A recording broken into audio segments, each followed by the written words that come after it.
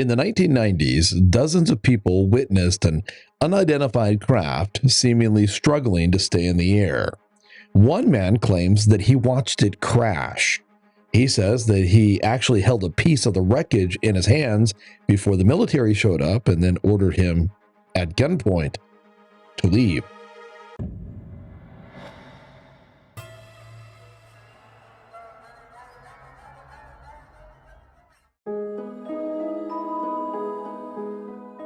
Hello, and welcome to Rope.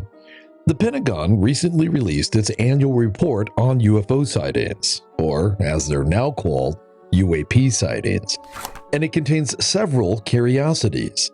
Between May of 2023 and June 2024, there were a total of 757 new reports received by the Defense Department's AARO. Of those, 485 occurred within the reporting date. But for some reason, 272 had occurred between 2021 and 2022, but hadn't been included in the previous reports. 49 of the sightings in this most recent report were found to be objects of terrestrial origin, such as drones, birds, weather balloons. 243 of them were thought to have little or no merit, and as of June, they've been recommended for the circular file. Another 444 cases lacked enough data for study. They've been placed aside pending additional future evidence. But 21 cases have been deemed to have, quote, anomalous characteristics and/or behaviors, unquote, and the report says that they merit future study. However, the report wants to make it exceedingly clear that still, there just really isn't enough evidence to support the idea that extraterrestrials are involved in any way with these sightings. However, as I'm sure you know, more and more whistleblowers just keep coming out of the woodwork stating that that just isn't true. Let me be clear. UAP are real. Advanced technologies not made by our government or any other government are monitoring sensitive military installations around the globe.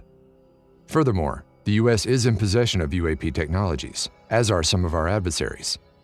I believe we are in the midst of a multi-decade secretive arms race, one funded by misallocated tax dollars and hidden from our elected representatives and oversight bodies. Although much of my government work on the UAP subject still remains classified, excessive secrecy has led to grave misdeeds against loyal civil servants, military personnel, and the public, all to hide the fact that we are not alone in the cosmos.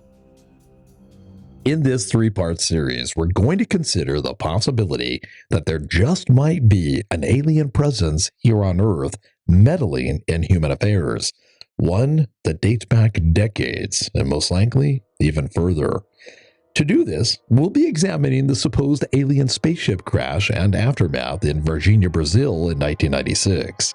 This first video will focus on the crash itself, how several individuals saw an unidentified object in the sky seemingly in distress, and then how one man actually watched as it plummeted to the ground. In part 2, we'll share evidence of how not one, but 2 aliens supposedly survived the crash and then went on the run.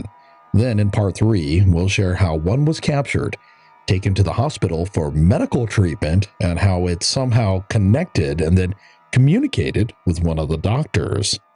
At the end of this video, stay with us for our Fact or Fiction segment. There, I'm going to take less than a minute and give you my thoughts on this whole idea. And then Amy is going to come on and she's going to discuss documented information of how more advanced civilizations study the less developed ones. So, this report begins in Colorado Springs, Colorado.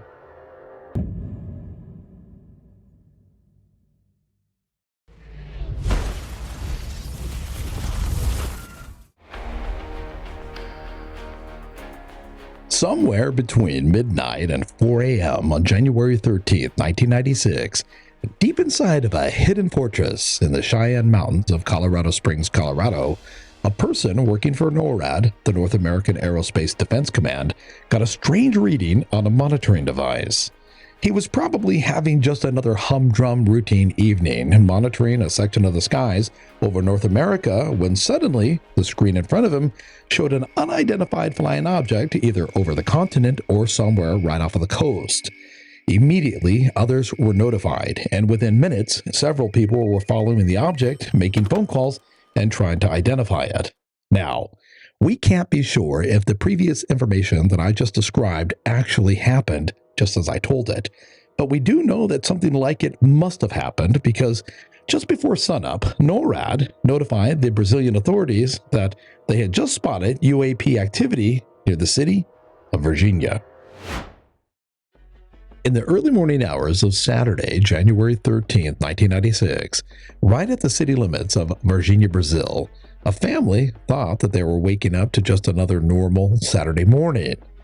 But they couldn't have been more wrong. Shortly after the man of the house got out of bed, he called a local food delivery service and ordered breakfast. Then he went through his morning routine as the rest of the family members woke up and started moving around. Soon, there was a knock at the door. The motorcycle delivery guy arrived and delivered our meal. Then suddenly, there was a big thing over our house. It was very red and like a sphere. It was rotating very fast, very fast. The event was surreal, and it happened all of a sudden.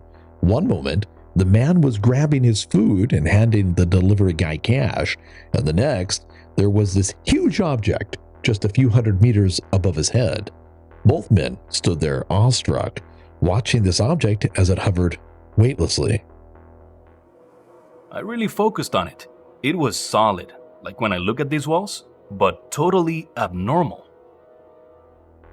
Later, the family said that they didn't know what it was, where it had come from, or where it went, but they were convinced that whatever it wasn't from Earth. We just stood there staring at it as it hovered and rotated. It looked like it was searching for something. It was a sphere and very red, and it really did appear as if it were searching for something. We just stared at it for about 15 minutes or so. This event was so surreal that it forever burned itself into the memories of these family members. What I was looking at, I knew I would never see again. I don't know why God gave me this opportunity. It was real. This really happened. There's no way it was something else. The Varginha case is real. This object held itself steady and just hovered above this house for a bit before finally flying off, and it did so with no apparent signs of distress. But shortly after this, something must have went wrong because as it got further out of the city, witnesses could clearly see that it was flying erratically and there was smoke coming out of one end.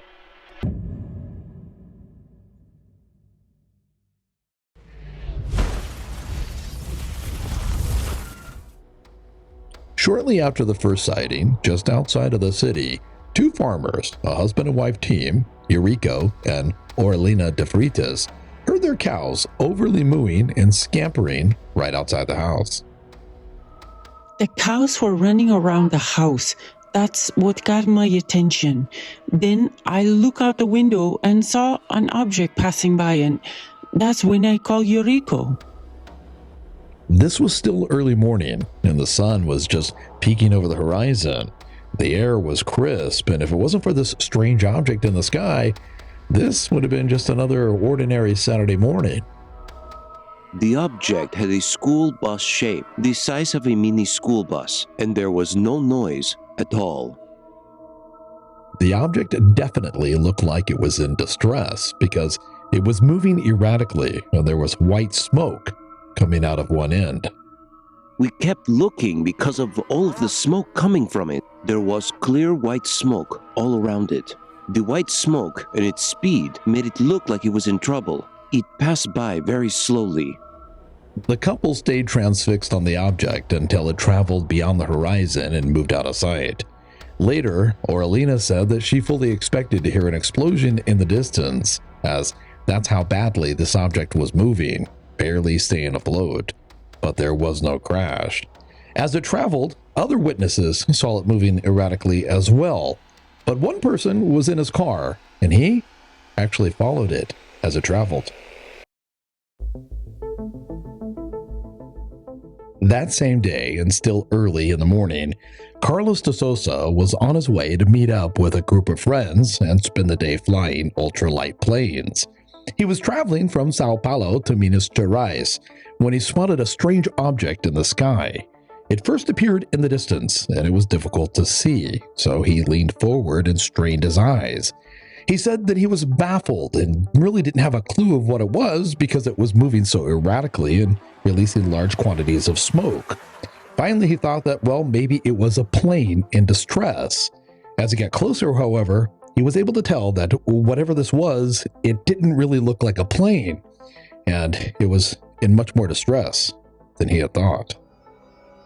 It was floating and slowly dropping in altitude. It was struggling so badly that it looked like a washing machine fighting to stay in the sky. One of the first things that ran through Carlos's mind was, regardless of whether this was a plane or something else, if it was in this much distress, then it just might crash. And if it did, any occupants that it may be carrying could be seriously injured. And if that happened, well, they would need instant medical attention. So Carlos put his day of flying planes on hold and changed his direction to follow the craft. Not long after this, Carlos would actually watch as this strange object lost all control and then plummeted 1,000 feet to the ground.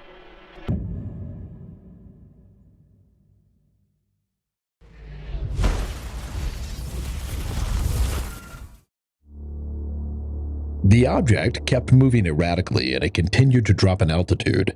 It was clearly struggling against gravity. Carlos actually had to turn off of the main highway in order to keep following it as it moved further and further into the country. At one point, it stopped, turned all the way around, and then headed back toward Carlos. Soon, it was close enough for him to get a really good look at it, and he could see that it was definitely an intelligently designed craft, but it most certainly was not from Earth.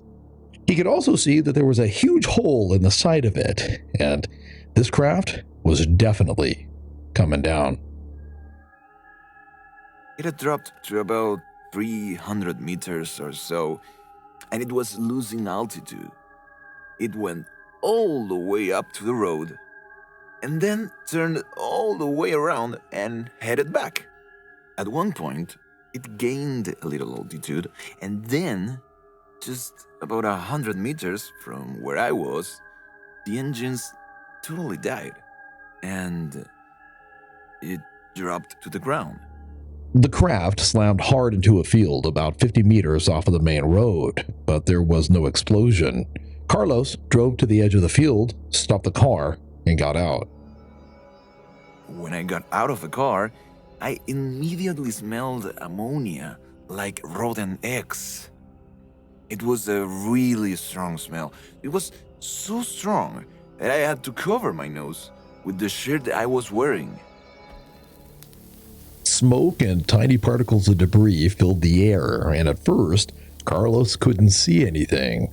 Finally, as the air started to clear, he saw that the bulk of the ship was out in the middle of the field, and there were several mangled pieces of metal strewn all around it. Carlos's first thought was that he needed to get out to the ship and help whoever was in it, so he made his way through the tall grass. But when he got to the edge of where the debris had been scattered, he stopped. The ground was charred in a huge circle, and everything beyond that point was burnt. But he had watched the ship come down, and there had been no explosion, no fire, no nothing that could have charred the ground. It was like there was some type of acid that was eating the grass and the earth. Being at the edge of this circle, he was now close enough to touch one of these strange pieces of metal. The one closest to him, just like all the others, was bright and shiny, and although it had just been through this wreck, it looked like it was brand new. Bravely, he reached down and he touched it. It wasn't hot, and there didn't seem to be any of this strange acid on it, so he picked it up. He said that it was abnormally light, and it was ultra flexible, and he was able to fold it, and then he crumpled it. When he did, he said that he felt just the slightest bit of resistance, so he released his grip, and it opened back up to its original shape. He studied this piece of debris for just a moment, and then he looked back at the craft. Once again, his thoughts returned to the occupants, and just as he was about to step forward onto this acid, he heard the sound of trucks in the distance, and when he looked over, he saw several military vehicles heading his way. Within minutes, the area was covered in soldiers, and he was ordered to drop the debris now. Well, his state completely changed from concern for the occupants of the craft to concern for his own life. He said that the soldiers told him to get back into his car and leave immediately, or they would shoot him on the spot. Shaking and totally willing to comply, he dropped the strange piece of metal and nearly fell over himself several times as he made his way back to his car. The soldiers actually followed him all the way back, stood there as he got inside, and then watched as he drove off.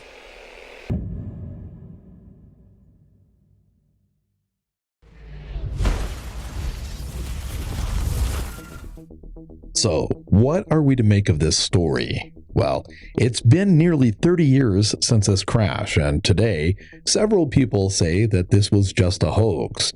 But during the weeks and the months immediately following this incident, it was clear that nearly everyone in the city of Varginha knew that something had happened. Over time, though, this story, as stories often do, got hyped up and watered down. Now, it's difficult to know exactly what happened, if anything at all. But there are still a lot of people out there who say that an extraterrestrial spacecraft did in fact crash just outside of Varginha, exactly as Carlos de Souza said it did. Amy looked into the idea of one civilization studying another. I always say, what do you have for us today? Maybe there's a way I can change that one day. Maybe. But you're up. Okay. Well, for this one, I had been thinking about the way that, people say aliens have been watching us. Aliens are watching us. And I thought, well, humans are watching humans. Right? We've been surveilling, I guess you could say, less advanced civilizations for quite some time, right? So case in point, in 1998 in Brazil, the Brazilian National Foundation for Indigenous Peoples started a program where they wanted to do surveillance, to watch indigenous tribes. They call them the uncontacted because these people are deep, deep in the Amazon forest. Wow. And they do not have contact with the outside world, I guess, as we would call it. Okay. Yeah. And so they started flying over with cameras. Well, you can guess what happened when they would take photos and the indigenous tribes would spot them. They would shoot arrows, right, at these strange things flying over, or they would run and hide, possibly move location. So that wasn't effective. Right. Yeah. So they moved to satellite surveillance. Okay. So now they are taking photos, watching these tribes via satellites. So not interacting with the people, but yet getting these detailed photos of what their shelter looks like, how many there are, what tools they use, clothes they wear or don't wear. So these are peoples deep inside the forest, right? That they don't even know the rest of the world exists. Right. They don't even have a concept of like New York. No. Oh, yeah, no. Or like the that, right? internet. So that would be like, to them, that would be like super far advanced. Yes, right? Absolutely. And yet they're a civilization. They communicate amongst one another. They have their own laws. They have their own culture. They thrive. Their communities They don't grow. even know the rest of the world exists. And yet here we are as superior technological peoples watching them. Right. And we know they're there. Exactly. But they don't know, but they do get glimpses that we're watching them. So every once in a while, what is it? They see a helicopter go by or a plane? Every once in a while, they will see something. Like when we were spying on them, they would spy on them. That's so they would see a plane go by? Or? Yes. Well, what we'd call a plane. I don't know what they would have called it. Right. Right, but I'm saying, is it a plane that we would send over to take pictures, or did we send a helicopter? Both. low enough to take photographs. So these peoples Mhm. would look up into the sky, Mhm. and it wouldn't be a bird or something they're used to. No. It would be something flying low enough to Mhm. get photos, Right. and they would watch it go by. Right. What? So one can only imagine what they were thinking, right? Absolutely. The shock on their faces. And there was a little bit of controversy because a few years ago, some photos came out. And this man, was like, I found a lost civilization.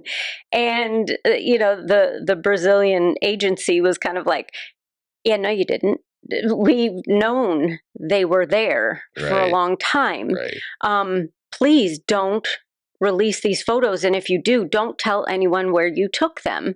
We're trying to, the government says they're trying to protect those people because there are some questionable other groups that would like to know. Okay. Some big business Okay. would love to know where these peoples are and possibly exploit them. The Brazilian government says that narcotics could be pushed through there, and so they're trying to keep drug cartels from knowing where these The drug people cartels are. would also like to have Yes. knowledge of where these guys are at. They sure would. They to sure further would. their And endeavors. yes, and they've had trouble with religious missionaries trying to find these indigenous peoples Wow. to, quote, convert them. Right. And what this agency is saying is we're only watching them to protect them. So I found that very interesting, and it really got me thinking. Clifford Stone said that there are 57 different types of aliens. Yeah. And I thought, Watching us. are they watching us? Are we like the uncontacted or the primitives of the universe? Yeah. Wow. It really got me thinking along those lines. Yeah, because Very interesting. there's what is there? There's like the Greys. Right, the Mantis. And then like the Draco, and then like 3 different types of the Greys. Yes. So Right. At first, in the 1950s, I guess, when it first started, we first started thinking about it, the 40s, I don't remember when, we're thinking, oh, aliens. And we're really just thinking like one other planet or something. But now we're thinking maybe there's hundreds. Right, exactly. Watching us and here living among us. And if we have the technology to use satellite to study these guys, right. It makes me wonder, a lot of people have come forward saying, no, they're walking among us. Would they have the technology then to change the way they look so that we think that we're talking to a human, yet it's actually one of those mantis-looking creatures? There are a lot of theories. Is that possible? There's a lot of theories out there about that. People that claim they've seen that. They've seen the transition from alien-looking to more human-looking. And it also makes me, think that, look what we did when trying to surveil or watch these lesser advanced civilizations. Right. And we're like, whoops. Shouldn't have done that. And so we change. And just like you said, possibly these aliens are changing the way they're watching us so that we are less alarmed or not alarmed at all. So, yeah, it makes me wonder. It's like, at first I was going to say, well, there should be more evidence then. But people are coming forward all the time. And then other people just shoot them down. Right. So maybe there's evidence, maybe there's not. Maybe we're being watched. Maybe there are hundreds of civilizations watching us. Wow. Okay, so I have to ask you then, do you think that Carlos de Souza really saw that ship crash? I do, and here's why. I do a lot of reading and a lot of digging. And from everything that I've seen, it really seems as though he saw something. And he had such a hard time explaining it. It makes me think about what you and I just talked about how would these indigenous peoples describe to the others, we saw this thing in the sky, but it wasn't an animal, Right. And so it makes me think he did see. He thought maybe it was a plane, then he didn't know what it was. Right. The thing that got me about the story was that he was like, no matter what it is, there might be living conscious beings inside. And his first thought was, I want to go help them. I know. I thought that was great. Really speaks to his heart, the type of person he is. Yeah. Somebody is in danger. And this is a man that knows aircraft, right? He knows. Oh, yeah, that's right. He was going to go flying that day. Right. Yeah, So that's right. I thought that actually was very touching. So you think there's something to the story? I sure do, yeah. All right. Well, thank you very much. You're welcome.